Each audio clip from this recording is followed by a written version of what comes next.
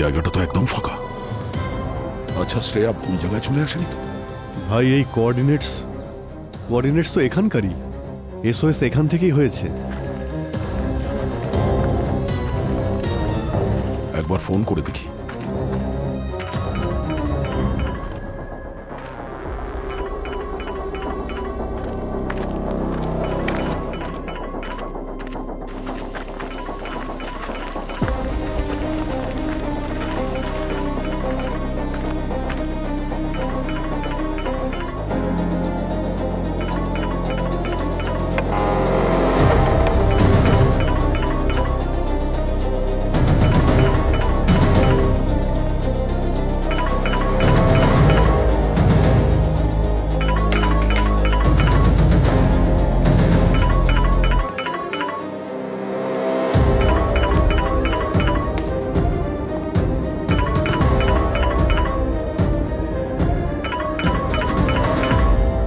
শ্রেয়ার phone.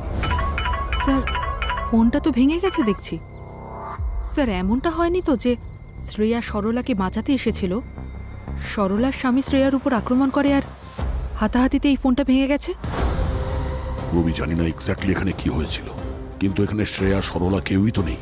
দুজনকেই খুঁজতে হবে। এ আপনারা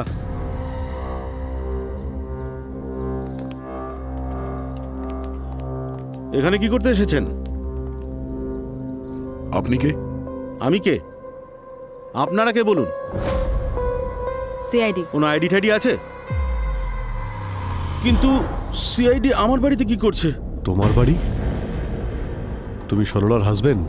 হ্যাঁ, আমি ওনার হাজব্যান্ড অরবিন্দ। কিন্তু সরলাকে তো কোথাও দেখতে পাচ্ছি না। সব ঠিক আছে তো স্যার? সরলা! এই, নাটক বন্ধ কর, বুঝলি? বল, সরলা কোথায়? সরলা কোথায়? শ্রেয়া কোথায়? কে কে শ্রেয়া স্যার? আমি তাকে চিনি না স্যার। সরলা মনে হয় কাছে গেছে। আমি তো ডিউটি থেকে ঘুরিয়ে এলাম স্যার। মিথ্যে কথা বলিস না। সরলা সিআইডি অফিসার শ্রেয়াকে ফোন করেছিল। ও কাঁদছিল, ও ভয় পেয়েছিল। মা আজকে আমার জন্য স্পেশাল পায়েস বানাবে তো? আচ্ছা ঠিক আছে, তাই হবে, প্রমিস। চলে এসো মা, চলে এসো। Okay bye bye bye baby. Bye. Bye. হ্যাঁ সরলা। দিদি দিদি, আমার বোন আমাকে নেশা করে আবার মারছে, টাকা চাইছে, আর দেব না বলাতে আরো বেশি করে মারছে। মারছে? তুমি ঠিক আছো তো? হ্যাঁ দিদি, আমি ঠিক আছি, কিন্তু আমার খুব ভয় করছে দিদি। আচ্ছা তুমি শান্ত হও, তুমি বলো তুমি কোথায়? দিদি, আমি ঘরে ঢুকে দরজা বন্ধ করে দিয়েছি। ও দরজা ভাঙার চেষ্টা করছে, যে কোনো মুহূর্তে ঢুকে পড়বে। দিদি বাঁচাও আমাকে তুমি। আমার কথাটা মন দিয়ে শোনো, তুমি ভেতরেই থাকো, একদম বাইরে বেরোবে না। আর দরজাটা ভেতর থেকে বন্ধ করে দাও, পারলে কোনো ভারী জিনিস দরজায় আটকে রাখো, ঠিক আছে? আমি এক্ষুনি আসছি। ঠিক আছে দিদি। পুরবি, আমার একটা কথা শোনো। একজন মহিলার গায়ে হাত দিবি তুই? হ্যাঁ? কি কি সব বলছেন স্যার? আমি তো এসব কোনোদিনও ছুঁয়েও দেখিনি স্যার। আর না কোনোদিনও ওর উপরে হাত তুলেছি স্যার। আমি তো আমার নিজের স্ত্রীকে খুব ভালোবাসি স্যার। তাহলে বাড়ির অবস্থা এমন কি করে হয়েছে? আমি জানি না ম্যাডাম। আমি তো এই পাশের সোসাইটিতে সিকিউরিটি গার্ডের কাজ করি স্যার। সারা রাত ওখানেই ছিলাম ম্যাডাম। ওখান থেকেই আসছি স্যার। মিথ্যে কথা বলা বন্ধ কর। এক মিনিট, ছাড়ো। তুই কেন মরতে চাইছিস? হ্যাঁ, আপনারা চাইলে এই সোসাইটির সিসিটিভি ক্যামেরা চেক করে দেখতে পারেন, তাহলেই তো সব জেনে যাবেন স্যার। সে তো আমরা চেক করবো। এক মিনিট ভাই, তুমি গাড়িতে গিয়ে বসো, আমি দেখছি। একটা কেস চলছে, আবার আরেকটা কেস না শুরু হয়ে যায়।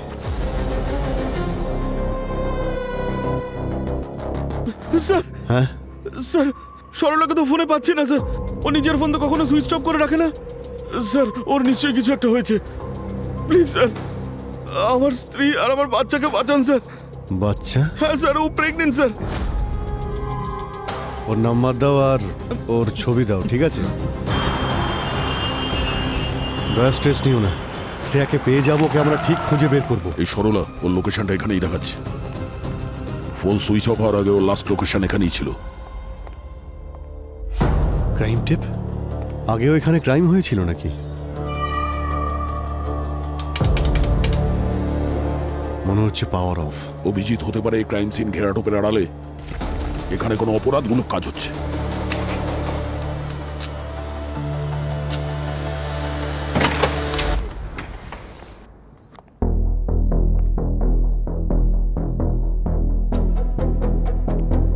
মনে হচ্ছে এই জায়গাটা অনেকদিন ধরে বন্ধ রয়েছে। কিন্তু কি হয়েছিল এখানে?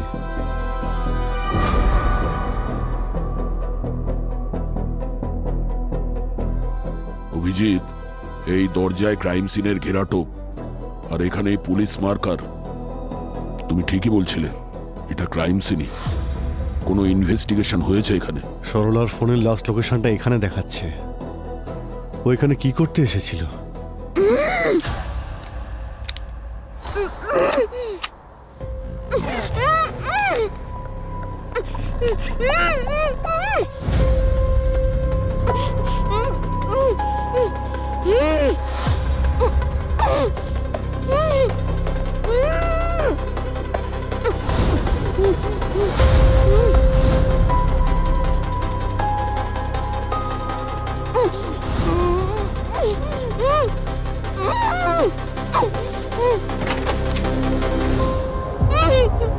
আরে সরলা, শ্রেয়া কোথায়? স্যার আমি জানি না। জানো না মানে? তুমি তোকে ফোন করে ডেকেছিলে যে তোমার স্বামী তোমার উপর নাকি অত্যাচার করছে। স্যার আমি ফোন করেছিলাম কিন্তু ও ও আমাকে বলেছিল ফোন করার জন্য। কে কি কে বলেছিল? স্যার স্যার আজ সকালে বাড়ির বাইরে কেউ একজন আসলো। আমার মনে হলো বর এসেছে হয়তো। আমি যেই দরজা খুললাম স্যার আমার মুখের ওপর স্প্রে করে দিল। আমার চোখের সামনে সবকিছু কালো কালো হয়ে গেল। আমি কিচ্ছু বুঝতে পারিনি স্যার, আমি অজ্ঞান হয়ে গেলাম। চোখ খুলে দেখি আমি এখানে। এই অবস্থা। ওই মানুষটার মুখটা তো দেখেছো তুমি? না স্যার ওই স্যার ঠান্ডার সময় পড়ে না মুখে, ওরকমের কিছু পড়েছিল স্যার। তাহলে জ্ঞান ফেরার পরে তো দেখেছো কি করছিল এখানে? স্যার ও আমাকে অনেক হুমকি দিয়েছে, খুব ভয় দেখালো আর বললো তুমি এখনই শ্রেয়া দিদিকে ফোন করো। আর বললো যেন আমি ফোন করে বলি যে আমার বর আমাকে খুব মারছে, ও যেন তাড়াতাড়ি চলে আসে এখানে। স্যার শ্রেয়া দিদি আসেনি। শ্রেয়া তোমাকে বাঁচাতে তোমার বাড়িতে গেছিল, তারপর থেকে ও নিখোঁজ। হে ভগবান, শ্রেয়া দিদি আমার জন্য বিপদে পড়েছে। ভগবান কি বলবো সব। ঠিক আছে সরলা, তুমি উঠে এসো। হ্যাঁ পুরবি, কি? অরবিন্দ ডিউটিতেই ছিল? ঠিক আছে। সিসিটিভি ফুটেজ চেক করেছিলে তো? ওর পিছনে লোক লাগাও সাধারণ পোশাকে। হ্যাঁ অভিজিৎ, এই দেখো QR code. QR code scan করে দেখি।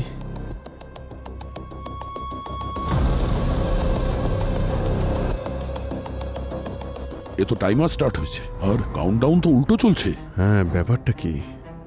এটা যখন জিরোতে পৌঁছবে তখন কি হবে? সেটাই তো জানি না অভিজিৎ। আর যাই হোক না কেন, আমাদের জন্য এটা ওয়ার্নিং। এই কিডন্যাপার সবকিছু টাকার জন্য করছে না, অন্য কোনো উদ্দেশ্য আছে। বিরাট বড় গেম খেলছে আমাদের সঙ্গে। স্যার একবার শুধু শ্রেয়া ফিরে আসুক। স্যার ওই কিডন্যাপাররা কিছু করে দেয়নি তো ওকে? ও ঠিক আছে তো? ও ঠিক আছে দয়া, ওর কিচ্ছু হবে না। ওই কিডন্যাপার শ্রেয়াকে কিডন্যাপ করার এত বড় প্ল্যান যখন বানিয়েছে, তাহলে কারণ ছাড়া ওর কোনো ক্ষতি করবে না। ও নিশ্চয়ই শ্রেয়ার মাধ্যমে আমাদের কাছে কিছু চাইছে, আর যতক্ষণ না ওর ডিমান্ড ফুলফিল হবে শ্রেয়ার কোনো ক্ষতিও করবে না। স্যার হ্যাঁ স্যার, এই ভিডিও কোনো নাল রুটার সাইট থেকে পোস্ট করা হয়েছে। আমি এটার অরিজিন ট্রেস করার চেষ্টা করছি, কিন্তু স্যার এর আইপি অ্যাড্রেস প্রত্যেকটা সেকেন্ডে জাম্প করছে, রিড আউট হচ্ছে। স্যার একটু সময় লাগবে ট্রেস করতে। না পুরবি, আমাদের হাতে সময় নেই, আমাদের শ্রেয়াকে বাঁচাতে হবে। স্যার হ্যাঁ সরলার ল্যাব রিপোর্ট চলে এসছে স্যার। ওকে সোলোরোফর্ম আর ইথনজলের ওভারডোজ দেওয়া হয়েছে। এই কিডন্যাপিংটা অরবিন্দ আর সরলার কাজ হতে পারে না, এর পেছনে অন্য কেউ আছে।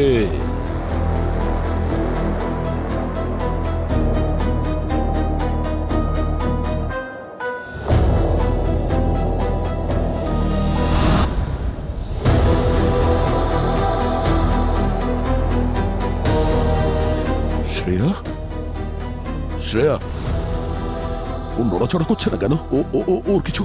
দয়া দয়া শ্রেয়ার কিছু হয়নি। আর দেখো না, ওর শ্বাস চলছে তো। পূর্বী, ওই স্পিকারের আইকনের ওপর তুমি একটু ক্লিক করো তো। স্যার ওখানে একটা ওয়েব ক্যাম লাগানো আছে আর ভিডিওটা এনক্রিপ্টেড মনে হচ্ছে। তার মানে স্যার আমরা শ্রেয়াকে শুনতে পারবো আর শ্রেয়া আমাদের। শ্রেয়া, শ্রেয়া তুমি আমাদের কথা শুনতে পাচ্ছ? আমাদের আওয়াজ শুনতে পাচ্ছ?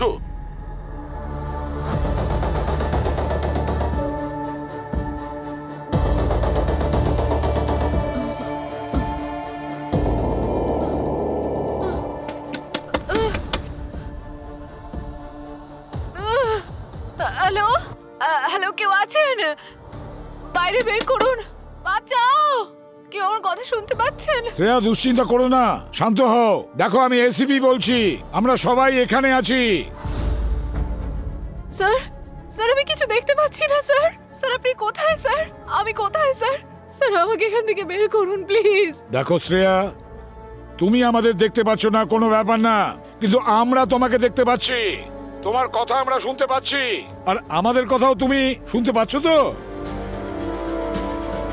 দেখো শ্রেয়া, টেনশন করো না, চিন্তা করো না, আমরা তোমার কোনো ক্ষতি হতে দেব না, বুঝেছো?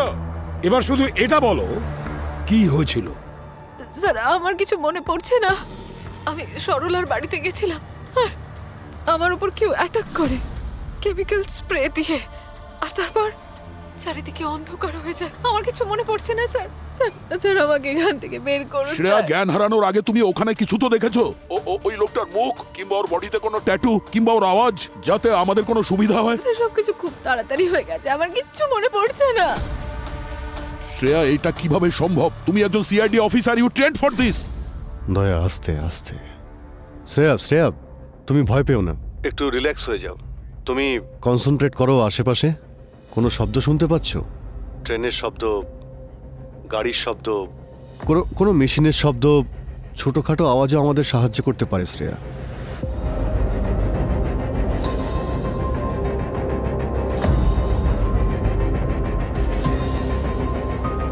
এখানে বড্ড নিস্তব্ধতা স্যার, কোনো আওয়াজ শুনতে পাচ্ছি না। শ্রেয়া, আশপাশটা দেখো, আশেপাশে কোনো জিনিস, কোনো অবজেক্ট বা যে কোনো কিছু।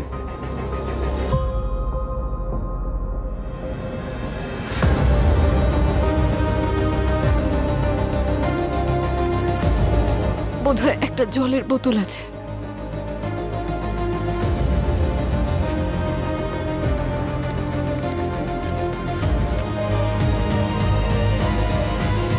স্যার একটা পেপার আছে এখানে, সিআইডি লেখা আছে। দেখো কি লিখেছে। স্যার এতে কিছু একটা লেখা আছে। তাহলে পড়ে বলো আমাদের। তুমি তুমি একটা বাক্সতে বন্দি, তোমাকে জ্যান্ত কবর দেওয়া হয়েছে 6 গজ এর মাটির নিচে। অক্সিজেন সাপ্লাই আর মাত্র 7 ঘন্টা থাকবে। তোমার নিঃশ্বাস নেওয়ার ওপর ডিপেন্ড করবে 7 ঘন্টা যথেষ্ট কিনা। সিআইডি যদি তোমায় বাঁচাতে চায় তাহলে আমি যেমনটা বলছি এমনটাই করতে হবে। একটা ক্লোজড কেসকে আবার ওপেন করতে হবে। এই কেসে যে লোকটাকে খুনের শাস্তি দেওয়া হচ্ছে তাকে নির্দোষ প্রমাণ করতে হবে, আর তাকে জেল থেকে বের করে আনতে হবে। সময় নষ্ট করো না, প্রত্যেকটা সেকেন্ড শ্রেয়াকে মৃত্যুর দিকে নিয়ে যাচ্ছে। Case number 147 by 2025। 1472025। আমি মরে যেতে চাই না, দয়া স্যার। শ্রেয়া, ভয় পেও না, আমরা আছি তোমার সঙ্গে, তোমার কিচ্ছু হতে দেবো না আমরা। যদি আবার কিছু হয়ে যায়, আমার মেয়েটাকে একটু আপনারা সামলে রাখবেন প্লিজ। আমি ছাড়া ওর তো আর কেউ নেই স্যার। আপনারা সবাই আমার ফ্যামিলির মতো, প্লিজ ওর খেয়াল রাখবেন আপনারা। শ্রেয়া, আর এই ধরনের কথা বলবে না, বললাম না আমরা তোমাকে খুঁজে বার করবো, তোমার কিচ্ছু হবে না। পূরবী, পঙ্কজ, ওই কিডন্যাপার শ্রেয়াকে সরলার বাড়ি থেকে এখানে নিয়ে যেতে কোনো না কোনো গাড়ির ব্যবহার নিশ্চয়ই করেছে। তোমরা সরলার বাড়িতে যাও, আশেপাশে খোঁজ নাও, নেবারদের জিজ্ঞেস করো, সিসিটিভি ফুটেজ চেক করো, দেখো যদি কিছু জানতে পারো। অভিজিৎ, দয়া, স্যার, একটা কাজ করো, এই কেসটাকে খোলো 1472025 কে। যদি কিডন্যাপার চায় না যে ওই খুনিকে নির্দোষ প্রমাণ করবে, তাহলে আমরা তাকে সাহায্য করব। যদি আমাদের শ্রেয়াকে বাঁচাতে হয় তবে। ইন্সপেক্টর সাহেব, আমাদের কাজ একটু তাড়াতাড়ি করে দেবেন। মানছি যে কেসটা একটু পুরনো, কিন্তু আমাদের কাছে প্রত্যেকটা সেকেন্ড ইম্পর্টেন্ট। আরে দয়া স্যার, এই কেসটা তো অনেকদিন আগে বন্ধ হয়ে গেছে, তাহলে এত আর্জেন্সির কারণটা কি ভাই? একজন সিআইডি অফিসারের জীবন যেতে চলেছে, এর থেকে আর্জেন্ট কিছু আছে? আরে ফাইল এখনো পর্যন্ত নিয়ে এলো না। আরে ফাইল আনতে কত সময় লাগে? 3 মাস আগে আননোন নাম্বার থেকে কল আসে। সেই কলার বলেছিল যে ওয়াশাই ব্রিজের কাছে কাউকে কিছু বেশ বড় কিছু মানে হেভি জিনিস ছুঁড়ে ফেলতে দেখেছে, আর সে আমাকে কারের নাম্বারটাও বলে দিয়েছিল। এই যে নাম্বারটা। হ্যাঁ স্যার, আমাদের টিম সঙ্গে সঙ্গে পৌঁছে যায়, ওই কারটাকে ব্রিজের কাছে আটকে দেয়। ড্রাইভারের নাম ছিল গগন। এই কাঁচটা নিচে নামা, নিচে নামা কাঁচ। কোত্থেকে আসছিস? লাইসেন্স আছে? চল ডিকি খোল, ডিকি খোল। আসলে স্যার ও খুব কনফিউজড ছিল, একটু নাটকও করছিল। ও ভাবছিল যে আমরা হয়তো কিছু বুঝছি না। যেই আমরা কারের ডিকিটা খুলেছিলাম, প্রমাণও আমরা পেয়ে গেছিলাম। মেয়েদের হাতের ওই কাঁচের চুড়ি, সেই টুকরোগুলো, আরও কিছু কিছু জিনিস। এই দেখুন স্যার। এইগুলো সব গাড়ির ডিকিতে পেয়েছেন আপনি? হ্যাঁ স্যার। তারপর আমরা গগনের বাড়িটাকে তল্লাশি করি। সেই সময় চারিদিকে রক্ত আর রক্ত, মেঝেতে রক্ত, দেওয়ালে রক্ত, চারিদিকে। আর ওই বাড়ির ওয়াশিং মেশিনে পর্যন্ত গগনের জামা কাপড় রক্তে ভেজা ছিল। এই যে, এই নিন স্যার।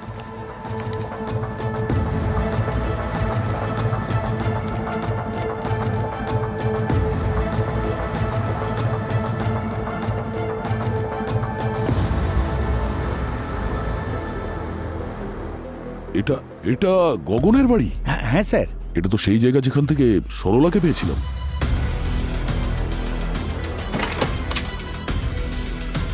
সেই জন্যই ওখানে ক্রাইম টেপ লাগানো ছিল।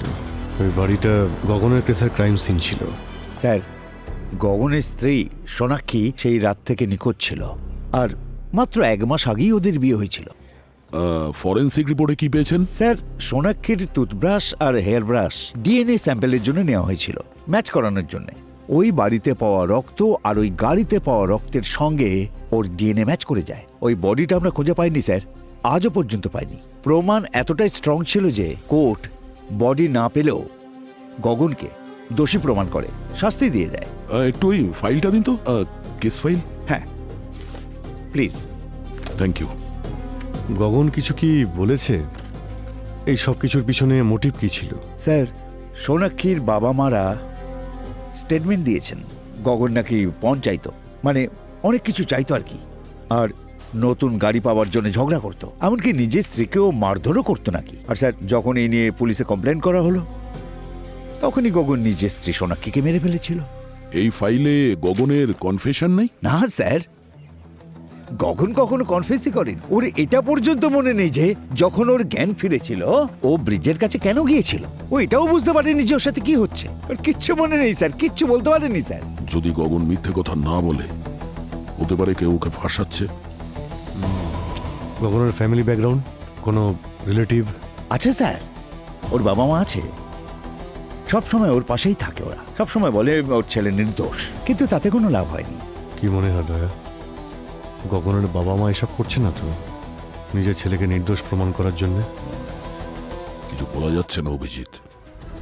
যদি কোনো বাবা তার ছেলের জন্য সিআইডি কে চ্যালেঞ্জ করতে পারে, তাহলে হতে পারে ওর মাথায় গন্ডগোল আছে, না হলে খুব কষ্টে আছে।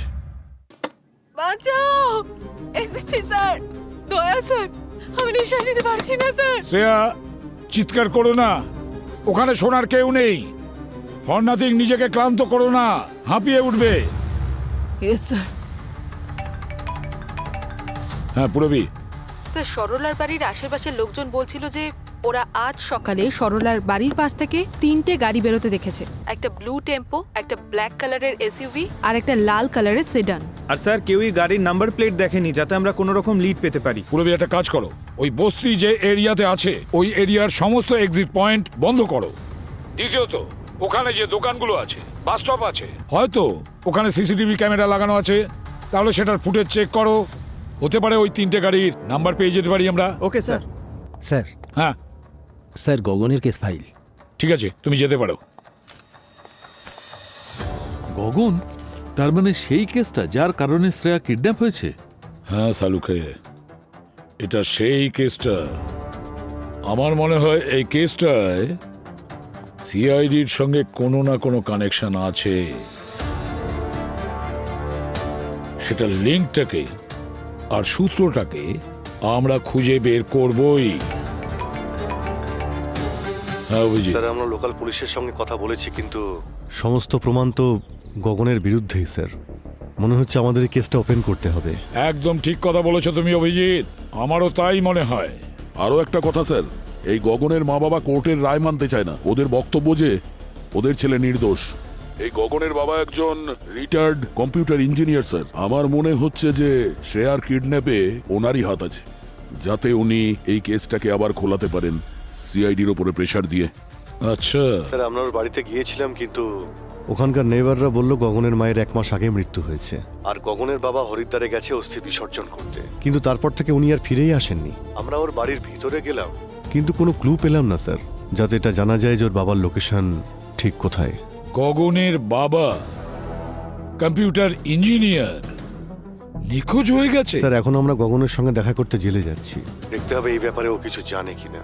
হতে পারে এই বাপ ছেলে মিলে এই খেলাটা খেলছে। ঠিক আছে অভিজিৎ।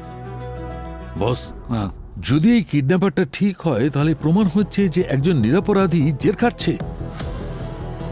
এমনটাও তো হতে পারে শাহরুখে, যে কেউ আমাদেরকে ইউটিলাইজ করতে চাইছে একজন অপরাধীকে জেল থেকে মুক্ত করতে।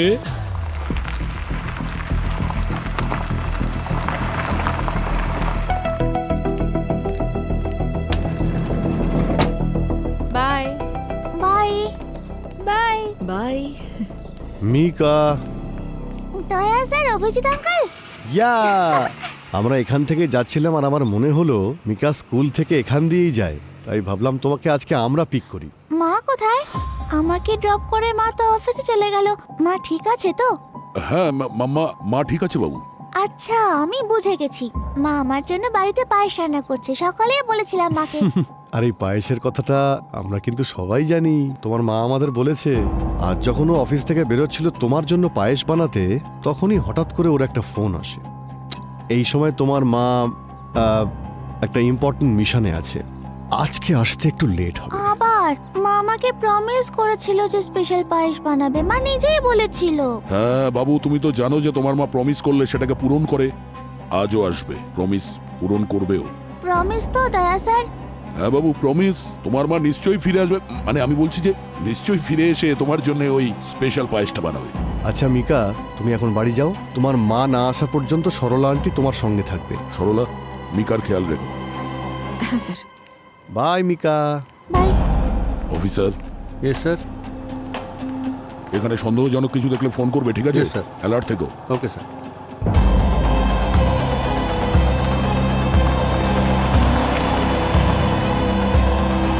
স্যার আমি কিচ্ছু করিনি, আমি আমার ওয়াইফকে মার্ডার করিনি স্যার। জানি না স্যার, সেদিন কি হয়েছিল।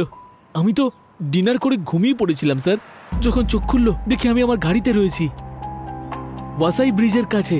আমি জানি না ওখানে কি করে পৌঁছালাম। তারপর কি হলো? পুলিশ আমাকে অ্যারেস্ট করে নিল, বলল আমি নাকি আমার ওয়াইফকে খুন করেছি। স্যার পুলিশ আমাকে প্রমাণ দেখালো, রক্ত, আমার ওয়াইফের চুড়ি। স্যার ওনারা আমাকে ফটো দেখালেন ভাঙাচোরা ফার্নিচারের, আর সোনাক্ষীর মা বাবার বয়ান। আমি তখন বুঝতে পারলাম যে কেউ আমাকে একটা ফাঁসিয়েছে। তোমাকে কেন ফাঁসাচ্ছে ওরা? স্যার আমি আজ অবধি সোনাক্ষী কিংবা ওর মা বাবার কাছে পণের কোনো দাবিই করিনি। স্যার আমি একজন স্টক ট্রেডার, আমার টাকার দরকার ছিল না, আমার কাছে টাকা ছিল। স্যার আমি জীবনে কোনোদিনও সোনাক্ষীর গায়ে হাত তুলিনি। আর হাত কেন স্যার, আমি আজ অবধি ওর উপরে চিৎকার করিনি। মানে সোনাক্ষীর মা বাবাও মিথ্যে কথা বলছে? জানি না স্যার, সোনাক্ষীর মা বাবা মিথ্যে কথা বলছে নাকি সোনাক্ষী নিজে। তার মানে হতে পারে যে সোনাক্ষী ওর মা বাবাকে বলেছে ওর গায়ে হাত তোলার কথাটা আর পণ নেওয়ার কথাটা, আর সোনাক্ষীর মা বাবা নিজেদের মেয়ের কথাই বিশ্বাস করেছেন। কিন্তু স্যার আমাকে সোনাক্ষী ফাঁসিয়েছে। স্যার সেদিন ও নিশ্চয়ই খাবারের মধ্যে এমন কিছু মিশিয়েছিল যে খাবার খাওয়ার পরে আমার এত গভীর ঘুম পায় যে আমি বুঝতেই পারিনি কি হচ্ছে। আর স্যার তারপরে সোনাক্ষী সবকিছু প্ল্যান করেছে। ও নিজে ফার্নিচার ভেঙেছে, রক্ত ছড়িয়েছে, আর আমার ফিঙ্গারপ্রিন্টস সমস্ত এভিডেন্স প্ল্যান করেছে, আর আমাকে গাড়িতে বসিয়ে ওয়াসাই ব্রিজের কাছে ছেড়ে দিয়েছে। স্যার কেউ আমার কথা বিশ্বাস করেনি, না পুলিশ অফিসাররা না court. Sir please sir, sir sir আমি আপনারা প্লিজ আমার কথাটা বিলিভ করুন স্যার। আমি সত্যি বলছি, কিচ্ছু করিনি স্যার। তোমার বাবা মা তোমার কথায় বিশ্বাস করেছিলেন তো? এখনো কি করেন? শুধুমাত্র ওরা দুজনই যারা আমার কথা বিশ্বাস করেছিল। আমার মা এই বদনামি, লোকেদের কথা আর আমার বিরুদ্ধে করা অভিযোগ সহ্য করতে পারেনি। আমার মা সুইসাইড করে ফেলে স্যার। তোমার বাবার সঙ্গে তো কথা হয় না তোমার? না স্যার, মায়ের চলে যাওয়ার পর এই ধরুন প্রায় মাসখানেক আগে একটু কথা হয়েছিল। আপনারা এরকম কেন জিজ্ঞাসা করছেন? স্যার আমার বাবা ঠিক আছেন তো? ওনার কিছু হয়নি তো? হে ভগবান,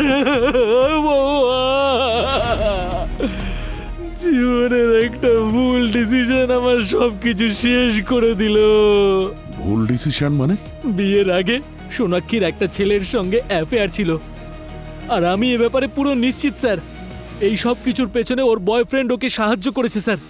আমার কপালটা দেখেছেন স্যার, ওরা নিজেদের লাইফটাকে এনজয় করছে, আর আমি শাস্তি ভোগ করছি সেই অপরাধে যেটা আমি কোনোদিন করিনি। তুমি নিজেকে জেল থেকে বার করবার জন্য কোনো চক্রান্ত করছো না তো? এটা আপনি কি বলছেন স্যার? আমি বুঝতে পারলাম না। মানে এটা যে তোমাকে জেল থেকে বের করার জন্য সিআইডির উপর কেউ প্রেসার দিচ্ছে। সিআইডির এক অফিসারকে কিডন্যাপও করা কি? হয়েছে। স্যার সিআইডি অফিসারকে কিডন্যাপ করেছে? সেই জন্যই তোমাকে বারবার জিজ্ঞেস করছি, শেষবার তোমার বাবার সঙ্গে কবে দেখা হয়েছিল তোমার? আচ্ছা স্যার, আপনাদের এটা মনে হচ্ছে না তো যে আমাকে ছাড়ানোর জন্য আমার বাবাই সব কিছু করেছে? এরকম হতে পারে না স্যার, আমার বাবা এরকম করতে পারে না। উনি তো বেচারা হার্টের পেশেন্ট স্যার। এখন বলো, তোমার বাবার সঙ্গে কবে কথা হয়েছিল? কোথায় থাকেন উনি? স্যার আমি বললাম তো, আমার সাথে ওনার কথা হয়নি, আর আমি জানিও না উনি এখন কোথায় থাকেন। লাস্ট মান্থ উনি আমাকে একটা পার্সেল পাঠিয়েছিলেন, আয়ুর্বেদিক মেডিসিন ছিল তাতে। আমার লিভার ডায়াবেটিস আছে স্যার, তাই সেই জন্য প্রতি মাসে উনি আমাকে মেডিসিন পাঠান। ওই কুরিয়ারটা কোথা থেকে এসেছে? জেলার সাহেব এনে দিয়েছিলেন, প্রত্যেক মাসে উনিই এনে দেন।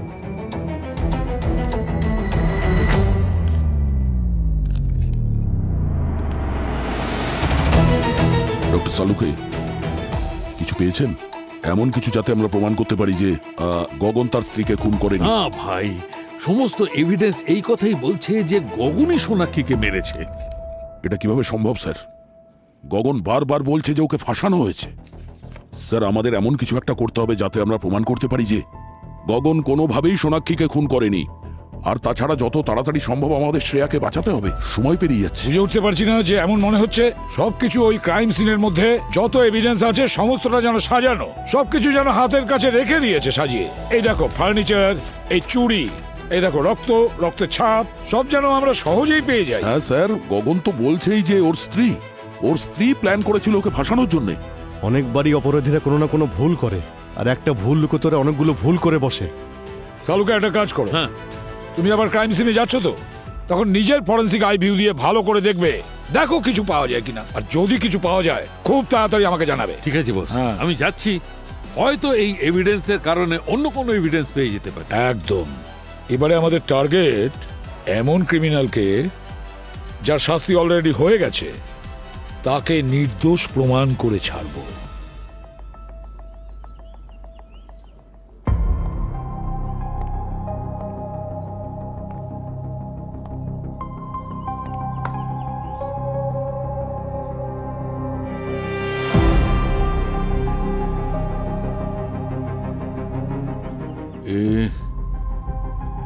এইখানটা হয়তো মেয়েটার মাথা ঢুকে গেছিল, তারপর মাথা থেকে রক্ত এইখান থেকে বেরিয়ে এই,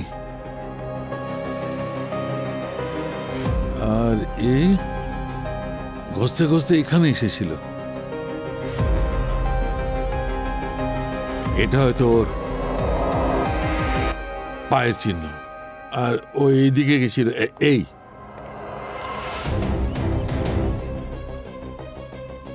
এইখানে হয়তো নিজেকে সামলানোর জন্য হাত রেখেছিল, রক্তের দাগ লেগেছে। এটা পায়ের চিহ্ন। এখানে কোনো গন্ডগোল আছেই বস। আপনার এটা কেন মনে হচ্ছে? মেয়েটার হাইট হবে এই 5 ফুট 2 ইঞ্চি, আর ছেলেটার হাইট হবে 5 ফুট 10 ইঞ্চি। 5 ফুট 10 ইঞ্চির একটা লোক কোনো মেয়েকে, 5 ফুট 2 ইঞ্চির মেয়েকে মেরেছে এইভাবে অথবা এইভাবে। রক্ত যেটা বেরোবে সেটা দেওয়ালে যাবে ওর ঘাড়ের নিচে, এখানে প্রায় 4 ফুট উঁচু থেকে নিচের দিকে নামতে থাকবে। কিন্তু ভাই এখানে দেখো, এই দেওয়ালে এখান থেকে রক্ত কত উঁচু থেকে পড়ছে, মানে ছেলেটার হাইটের থেকে ওপরে প্রায় 7 ফিট, যেটা কিনা I think it is impossible. Correct. Doctor Salunke এটাও তো হতে পারে যে খুনি নিচে থেকে ওপরের দিকে মেরেছে। করে দেখাও কেমন করে মেরেছে। মনে করো আমি সেই মেয়েটা, মেরে দেখাও। এই দেখলে তোমার হাতটা কেমন করে গেল? যদি এইভাবেই মারতো তাহলে অস্ত্রের সঙ্গে রক্ত ওপরের দিকে যেত, দয়া ওপরের দিকে। আর এখানে দেখো, ওপরে রক্তের একটা ফোঁটাও দেখা যাচ্ছে না, একদম ক্লিন। এটা কি করে সম্ভব? আরো একটা কথা, এদিকে দেখো, নিচের দিকে দেখো, পায়ের চিহ্নটা ওখানে আছে, ওখানে আছে, কিন্তু এখানে কোনো চিহ্ন নেই। এখানে শুধু রক্ত পড়ে আছে, কিন্তু পায়ের চিহ্ন নেই, শুধু রক্তের দাগ, ব্যাস।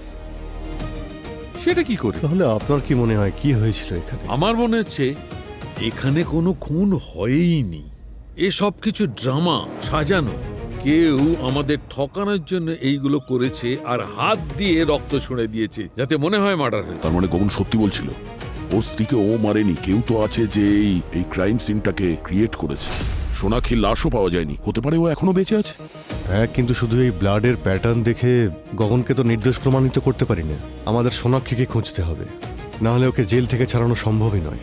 অভিজিৎ, সোনাক্ষীকে খোঁজার মতো সময় আমাদের হাতে নেই, আর আমরা তো এটাও জানি না যে সোনাক্ষী কোথায় আছে। আর শ্রেয়াকে খুঁজে পেতে গেলে তো কিডন্যাপার পর্যন্ত পৌঁছতে হবে। You are right, you are right. হ্যাঁ পঙ্কজ, বলো, কিছু পেলে নাকি? স্যার, গগনের বাবার অ্যাড্রেস পেয়েছি। কুরিয়ারের লোকটা ওকে চিনেছে। এই কুরিয়ার কোম্পানির কাছে কোনায় একটা বাড়ি রয়েছে, সেখানেই থাকে। আর স্যার এখানে একটা ব্লু টেম্পো আছে, হতে পারে এটা ওই ব্লু টেম্পোই সরলার প্রতিবেশীরা যেটার কথা বলছিল। তার মানে গগনের বাবা শ্রেয়াকে কিডন্যাপ করেছে। Are you sure? হ্যাঁ স্যার, আমরা শিওর। বাড়ির বাইরেই দাঁড়িয়ে রয়েছি, দেখি উনি বাড়িতে আছেন কিনা। ঠিক আছে, তবে খুব সাবধানে। কিন্তু একটা কথা মনে রেখো, ওনার যেন কিছু না হয়। No fire. Okay sir.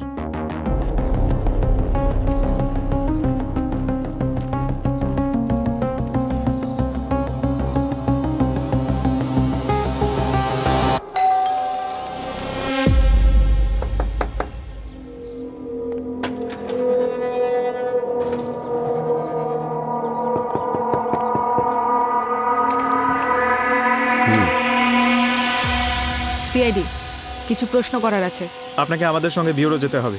আপনারা গগনের কেসের ব্যাপারে এসেছেন না? হ্যাঁ। 1 মিনিট।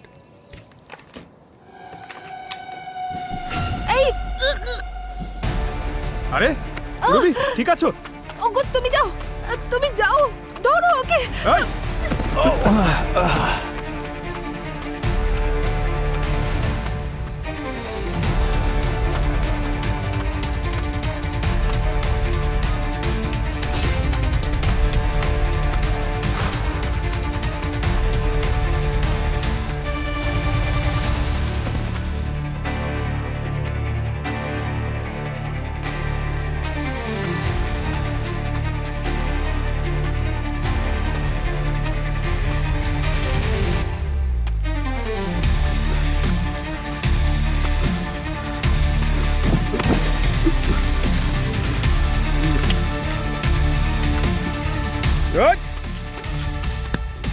নাটক করছিস?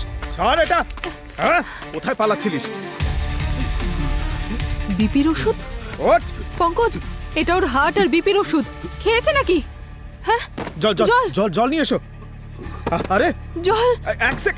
আরে পুরবি পুরবি। স্যার স্যার স্যার, এক মিনিট।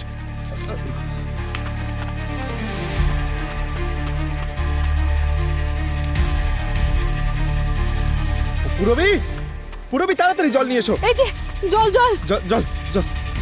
স্যার স্যার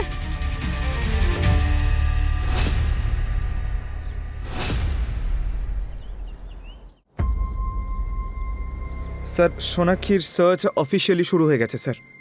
সব সোশ্যাল মিডিয়া, প্রিন্ট মিডিয়া সব জায়গায় ওর ফটো পাঠিয়ে দিয়েছি স্যার। অ্যাওয়ার্ডও অ্যানাউন্স করা হয়ে গেছে, খুব তাড়াতাড়ি পাওয়া যাবে ওকে। ওকে পাওয়া গেলেও কি হবে? এখন কোনো লাভ নেই। যে লোকটা জানতো যে শ্রেয়া কোথায় আছে, গগনের বাবা, উনি মারা গেছেন। কি করে এখন কিভাবে খুঁজবো ওকে? হ্যাঁ, এসব তোমার জন্যে, তোমার ইরেসপন্সিবিলিটির জন্য হয়েছে পঙ্কজ। যদি তুমি ওই লোকটাকে পালাতে না দিতে না, তাহলে ওই লোকটা বেঁচে থাকতো। Sir I am really sorry. ও হঠাৎ করে ভেতরে গিয়ে আমাদের মুখে স্প্রে মারলো, তারপর পালিয়ে গেল। আমরা বুঝতে ও পারি যদি স্প্রে করতো, গুলি চালাতো, তাহলেও তুমি এটা বলতে যে আমি কিছুই বুঝতে পারিনি। সিআইডি অফিসারের এত বড় দায়িত্ব জ্ঞানহীনতা আমি দেখিনি। দয়া দয়া দয়া, দেখো দয়া, এতে পঙ্কজের কোনো দোষ নেই। ও কি করে জানবে যে ওর হার্টের সমস্যা ছিল? আরে ভাই, ফিল্ডে নামার আগে কেসের স্টাডি করতে হতো, হোমওয়ার্ক করতে হতো, কিন্তু না, ও সারাদিন মজা করে বেড়াবে। মজা করা ছাড়া ও আর কিছু বোঝে না। দয়া, স্যার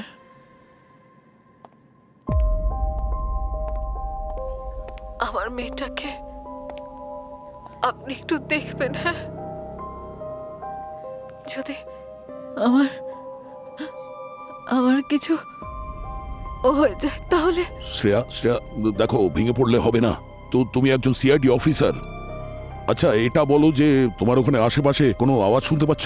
গান, কোনো স্মেল, যাতে আমাদের সুবিধা হয়।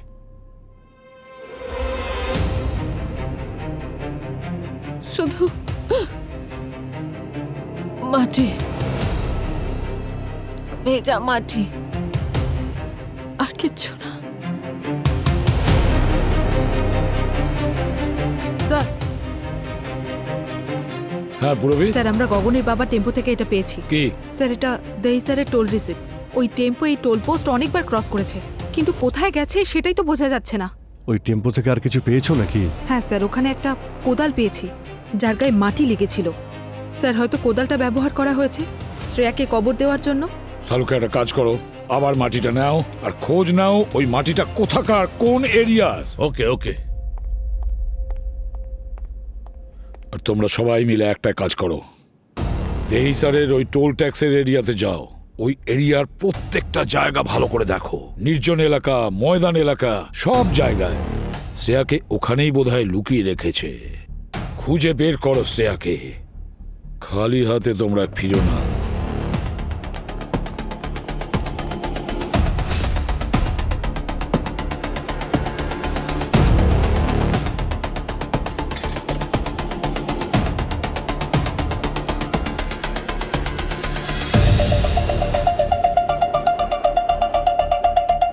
মাই গড। হ্যাঁ ডক্টর সালুখে, দেখো ওই মাটিটা টেস্ট করা হয়ে গেছে, আর এই মাটি থেকে আমি ডেরিয়াম নাইট্রেট আর টেলিমোনিয়াম পাউডারের ট্রেসেস পেয়েছি। আর একটা কথা মনে রেখো অভিজিৎ, ডেরিয়াম নাইট্রেট আর টেলিমোনিয়াম পাউডার বাজি তৈরি করার কাজে লাগে। তার মানে এটা এমন একটা জায়গা যার আশেপাশে বাজি তৈরি হয়। মানে শ্রেয়াকে কোনো বাজি কারখানার আশেপাশে রাখা হয়েছে। এই স্যার চেকপোস্টের কাছাকাছি একটা ইন্ডাস্ট্রিয়াল বেল্ট আছে, খুব ছোট ছোট ইউনিট আছে যারা বাজি তৈরি করে। আর তার আশেপাশে কোনো উর্বর জমি নজরে পড়লে ভালো করে দেখো। স্যার স্যার দুটো ফ্যাক্টরি ডিটেক্ট করা যাচ্ছে, একটা কোস্টাল ফায়ারওয়ার্কস আর একটা গ্রিন স্টার ম্যানুফ্যাকচারিং। দুটো লোকেশনেই আপনাদের পাঠাচ্ছি। রবি একটা কাজ করো, তোমরা কোস্টাল ফায়ার ওয়ার্কসের দিকে যাও, আর আমি আর দয়া গ্রিন স্টার ফায়ার ওয়ার্কসের দিকে যাচ্ছি। স্যার তাড়াতাড়ি করো অভিজিৎ, তাড়াতাড়ি, আমাদের হাতে মাত্র 10 মিনিট সময় আছে।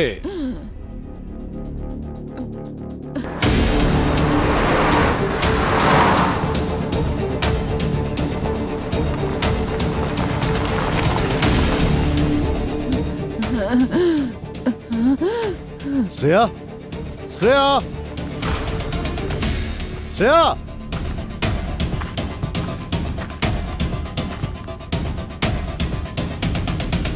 শ্রেয়া, শ্রেয়া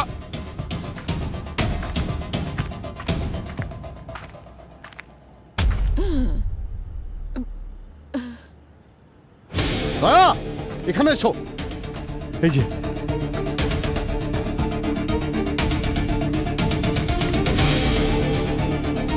এক মিনিট, আমি কোদালার গাইতে নিয়ে আসছি। তাড়াতাড়ি।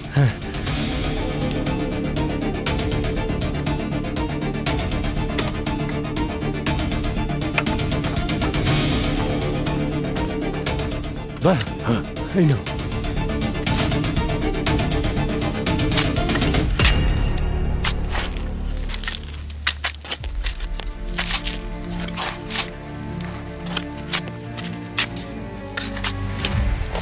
এক মিনিট।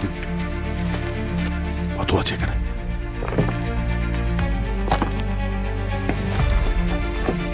ও নো, শ্রেয়া ওঠো।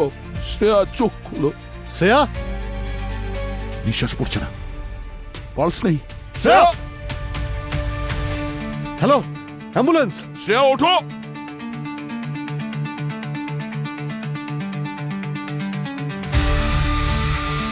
অভিজিৎ,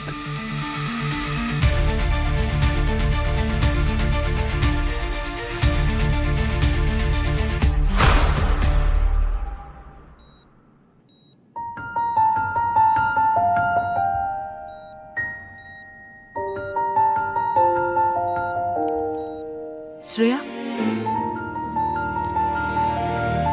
মা তুমি উঠে পড়েছো? হ্যাঁ বাবা, তুমি ঠিক আছো?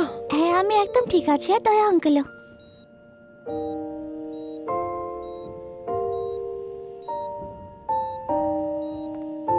শ্রেয়া, স্যার আপনি? শ্রেয়া, দয়া স্যার 1 সেকেন্ডের জন্য তোমাকে একা রাখেনি, সারা রাত এখানেই ছিল। তুমি ঠিক আছো? হ্যাঁ স্যার, আমার তো মনে হয়েছিল তুমি। আমি কোথাও যাচ্ছি না। কি শ্রেয়া, ঠিক আছো? হ্যাঁ স্যার। তোমার মা কেমন আছে? আমি ঠিক আছি স্যার। গুড। স্যার, ওই গগনা সোনাক্ষীর কোনো খোঁজ পেলেন? কেসটা ক্লোজ হয়ে গেছে দয়া। সোনাক্ষী হিমাচলে ধরা পড়েছে ওর সিক্রেট লাভারের সঙ্গে। দুজনকে অ্যারেস্ট করা হয়েছে। মানে আমাদের সন্দেহটা ঠিকই ছিল। সোনাক্ষী জেনে শুনে ওর স্বামী গগনকে ফাঁসিয়েছিল। আমি কখনোই গগনকে বিয়ে করতে চাইনি, কিন্তু বাড়ির লোকেরা জোর করে ওর সঙ্গে আমার বিয়ে দিয়ে দেয়। ও খারাপ লোক ছিল না, কিন্তু আমি ওকে ভালোবাসতে পারিনি। আমি অন্য কাউকে ভালোবাসতাম আর ওর সঙ্গেই থাকতে চেয়েছিলাম। সেই জন্য আমরা দুজন মিলে ওকে সরিয়ে দেওয়ার প্ল্যান করলাম। আমরা ওর উপর আমার খুনের মিথ্যে কেস করলাম। আমার রক্ত সারা ঘরে ছড়িয়ে দিলাম আর সবকিছু ভেঙে চুরে দিয়েছিলাম। তারপর পালিয়ে গেলাম।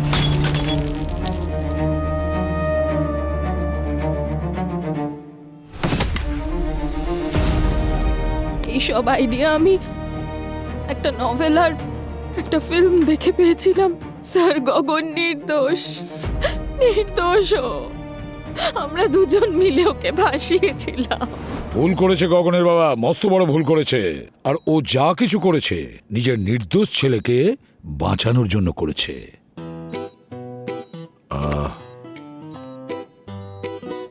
Pankaj, I am very sorry. আমার গতকাল তোমার সাথে ওইভাবে কথা বলা উচিত হয়নি। আমি একটু বেশি উত্তেজিত। আরে স্যার, আপনি আমাকে কেন লজ্জিত করছেন? আরে একজন বুদ্ধিমান ব্যক্তি বলেছেন, সিনিয়রের বকা শুনলেই জুনিয়ররা সিনিয়র হতে পারে। আর সিনিয়র বদমেজাজি হলে আরো তাড়াতাড়ি শিখে যায়। না স্যার, ওই হ্যাঁ, মানালির কেসটা নিয়ে আপনার সঙ্গে একটু কথা ছিল। হ্যাঁ, তাড়াতাড়ি আসুন, গেট ওয়েল স্যার। সুন। ওকে, এসো পঙ্কজ। বাই। বাই। টাটা। হ্যাঁ, আমি আসছি স্যার। এসো। Thank you sir. Please don't mention. যাই হোক, আমি এখন আসছি, পরে আসবো, ঠিক আছে? ওকে। বাই বাবু। তুমি তোমার প্রমিস রেখেছো, থ্যাংক ইউ। কোন প্রমিসটা? মাকে ফিরিয়ে আনার প্রমিস। হো হো। তুমি এরকমই হাসি খুশি থেকো। এটাই আমাদের কাছে সব থেকে বড় রিওয়ার্ড, ঠিক আছে? আর আমি যখন আসবো তখন কিছু নিয়ে আসবো। না